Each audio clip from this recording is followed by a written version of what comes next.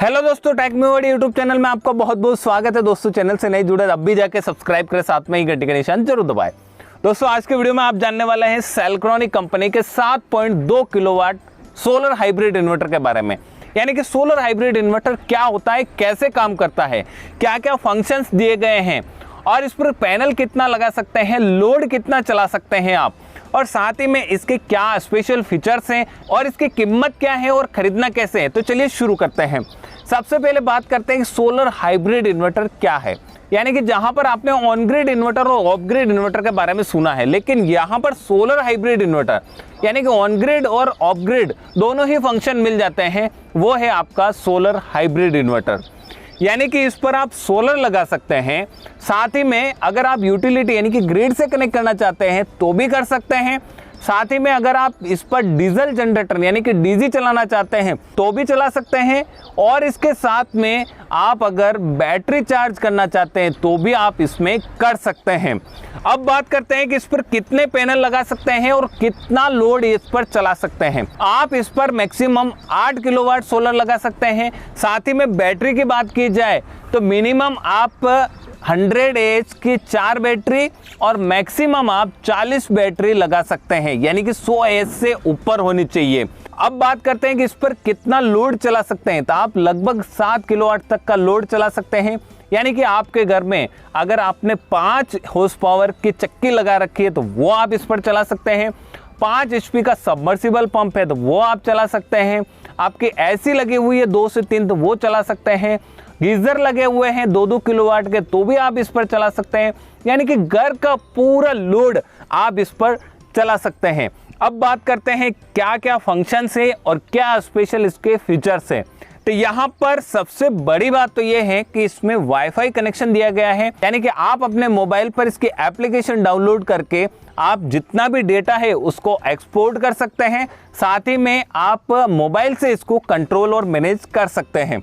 यहाँ पर जो डिजिटल डिस्प्ले है इसको डिटेचेबल स्क्रीन भी बोला जाएगा, क्योंकि इसको आप यहाँ से खोलकर यहाँ पर एक स्क्रू मिलेगा, इस स्क्रू को खोलना होता है तो हल्का सा नीचे प्रेस करनी होती है और इसको 10 मीटर दूर तक आप इसको ले जा सकते हैं। सबसे बड़ी बात यह है कि अगर आप 7.2 किलोवाट का इन्वर्टर लगा रखा है और भविष्य में आपने पैनल बढ़ा दिए हैं तो आपको इन्वर्टर चेंज करने की जरूरत नहीं है। आपको सेम ऐसा यूनिट आपको एक और खरीदना है और इसके साथ में ही जुड़ जाएगा। ऐसे ही आप इसके साथ में 6 यूनिट पैरेलल में जोड़ सकते हैं। तो यहाँ पर एक डिजिटल डिस्प्ले मिल जाती है जिसमें सब कुछ जो भी फंक्शंस है वो सारा आप इसमें देख सकते हैं, और जितनी भी सेटिंग्स वगैरह करनी है वो भी आप देख सकते हैं। और इसमें ये भी देख सकते हैं कि कितने किलोवाट अभी जनरेशन आ रही है, क्या ग्रिड से चल रहा है या फिर बैटरी पर चल रहा है या फिर डायरेक्ट सोलर से बाईपास चल रहा है, वो सब कुछ इसमें देख सकते हैं। कैसे वर्क कर रहा है वो भी आप इसमें प्रोसेस देख सकते हो। अब यहाँ पर बात कर लेते हैं ये जो पैरामीटर्स है ये क्या क्या काम आते हैं। तो फर्स्ट वाला है वो स्टेटस इंडिकेटर है। सेकंड वाला चार्जिंग इंडिकेटर, यानी कि बैटरी चार्ज हो रही है तो यहाँ पर ब्लिंक करेगा, और बैटरी फुल चार्ज है तो सॉलिड ग्लो होगा। और यहाँ पर ये है जो वो फॉल्ट के लिए, यानी कि आपके इन्वर्टर में कोई भी फॉल्ट आ रहा है यहाँ पर रेड कलर का सॉलिड ग्लो चलेगा। इस तरफ आते हैं तो यहाँ पर कुछ फंक्शन स्विच मिल जाते हैं, और यहाँ पर ये जो स्विच है वो पावर ऑन और ऑफ का है। यानी कि आप ऐसे प्रेस करते हैं तो पावर ऑन हो जाएगा और ऐसे प्रेस करते हैं तो पावर ऑफ हो जाएगा। आप यहाँ पर आते हैं तो आपको यहाँ पर कुछ और इंडिकेशन मिल जाते हैं, और नीचे की साइड में यहाँ पर पोर्ट दिखाई दे रहे हैं। तो ये पोर्ट क्या क्या काम आते हैं वो देख लेते हैं। सबसे पहले है जैसे NC/NO का, ये है ड्राई कॉन्टैक्ट। सेकंड पोर्ट मिलता है USB कम्युनिकेशन का, यानी कि इस पोर्ट के द्वारा आप केबल कनेक्ट करके अपने कंप्यूटर या मोबाइल में डेटा को एक्सपोर्ट कर सकते हैं। यहाँ पर थर्ड जो पॉइंट मिलता है वो है लिथियम आयन बैटरी कनेक्ट करने के लिए, यानी कि सबसे बड़ी बात इस पर आप लिथियम आयन बैटरी भी कनेक्ट कर सकते हैं। और इस साइड आता है आपका एक प्रोग्रामिंग इंस्टॉलेशन करने के लिए कैन पोर्ट या फिर RS-232 पोर्ट, यानी कि इसके साथ में आपको एक कम्युनिकेशन केबल मिल जाती है जिसको आपको यहाँ पर कनेक्ट करना होता है। अपने कंप्यूटर के जरिए कनेक्ट कर लीजिए, और जो भी आप प्रोग्रामिंग इंस्टॉलेशन करना चाहते हैं वो आप इससे कर सकते हैं। वैसे तो आपको प्रोग्रामिंग इंस्टॉलेशन करने की जरूरत नहीं होती है, लेकिन कभी कभी ऐसा दिक्कत आ जाती है या प्रोग्रामिंग बिगड़ जाती है तो आपको इंस्टॉलेशन करने की जरूरत होती है। और इस तरफ आपको एक रिमोट LCD कम्युनिकेशन पोर्ट मिल जाता है, और इसमें RGB LED बार का फंक्शंस भी मिल जाता है। यहाँ पर कुछ पोर्ट दिखाई देते हैं जैसे PV1 और PV2, यानी कि इस इन्वर्टर के लिए आपको सोलर पैनल की 2 स्ट्रिंग तैयार करनी होती है, जिसमें पहली स्ट्रिंग का पॉजिटिव वायर यहाँ पर लगाएंगे और नेगेटिव वायर यहाँ पर लगाएंगे, और सेकंड वाली स्ट्रिंग है उसका कनेक्शन आप यहाँ पर करेंगे, प्लस और माइनस दे रखा है। आगे की तरफ बढ़ते हैं, यहाँ पर आपको एसी इनपुट का ऑप्शन मिल जाता है, साथ में ही एसी आउटपुट का ऑप्शन मिल जाता है। इस तरफ आते हैं तो आपको यहाँ पर एक ऑप्शन मिलता है जिसमें 2 वायर मिलते हैं, यानी कि ये बैटरी का वायर है जो बैटरी के टर्मिनल से आपको कनेक्ट करना होता है। और यहाँ पर ध्यान रखना है, आपको मैक्सिमम 4 बैटरी लगाना बहुत जरूरी होता है, क्योंकि ये 48 वोल्ट का है, इसलिए आपको बैटरी को भी 4 बैटरी मिलाकर 48 वोल्ट बनाना होता है। तो यहाँ पर जो प्लस वाला है उसको आप पॉजिटिव टर्मिनल से जोड़िए और माइनस वाला है उसको नेगेटिव टर्मिनल से जोड़िए। इसके साथ में ही मिलता है आपको एसी-डीबी डीसी-डीबी बॉक्स, जिसमें कनेक्शन करना बहुत ही आसान है। सबसे पहले अपन देख लेते हैं कि इसमें क्या क्या मिलता है आपको। तो यहाँ पर मिलता है आपको पूरा सोलर का फंक्शंस, यानी कि सोलर इनपुट 1 और सोलर इनपुट 2, यानी कि 2 स्ट्रिंग बनाएंगे अगर अपन, तो यहाँ पर फर्स्ट वाले स्ट्रिंग को यहाँ पर कनेक्ट करना है और सेकंड वाले स्ट्रिंग को कनेक्ट करना है। और इसके साथ में ही आगे बढ़ते हैं तो यहाँ पर ये जो फंक्शंस है पूरा ऐसी फंक्शंस आ जाता है।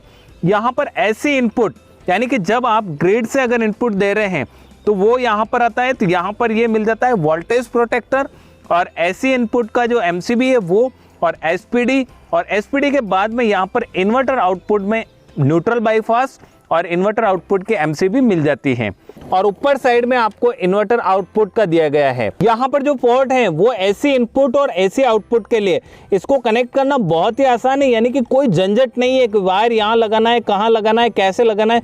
जैसे यहाँ पर आप देख रहे हैं कि एसी इनपुट और एसी आउटपुट दोनों ही मिक्स है, और इसको लगाने के लिए आप ये कैप खोलिए, और कैप खोलने के बाद यहाँ पर जो निशान है और यहाँ पर जो निशान है, इन दोनों निशान को यहाँ पर मैच करवाइए, और मैच करवाने के बाद इसमें प्रेस कीजिए और ये लॉक यहाँ पर आना चाहिए। इस तरह ये कनेक्ट हो जाता है।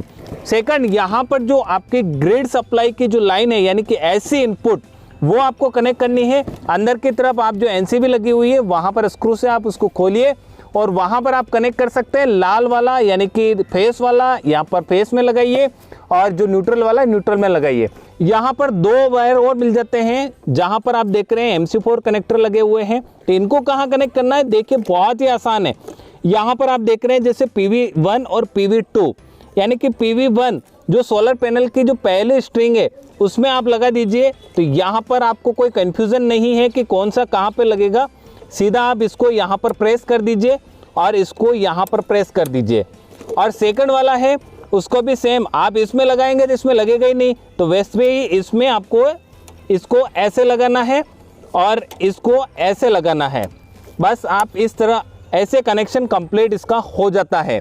अब बात करते हैं कीमत की। तो दोस्तों इसको खरीदने के लिए आपको लगभग 1,07,000 रुपए से 1,10,000 रुपए तक की कीमत चुकानी होती है।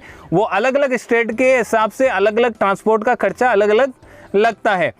यानी कि खरीदना कहां से है और कैसे खरीदना है, तो खरीदने के लिए दिए गए नंबर पर आप संपर्क कर सकते हैं और बात कर सकते हैं, घर बैठे भी खरीद सकते हैं। साथ ही में डिस्क्रिप्शन में दिए गए लिंक पर जाकर आप क्लिक करें और वहां पर ई-कॉमर्स साइट से भी खरीद सकते हैं, और आधिकारिक वेबसाइट सेलक्ट्रॉनिक.com से भी आप खरीद सकते हैं। दोस्तों वीडियो अच्छा लगा है तो ज्यादा से ज्यादा शेयर कर दीजिए, ये तो आपका फर्ज बनता है, और लाइक कर दीजिए।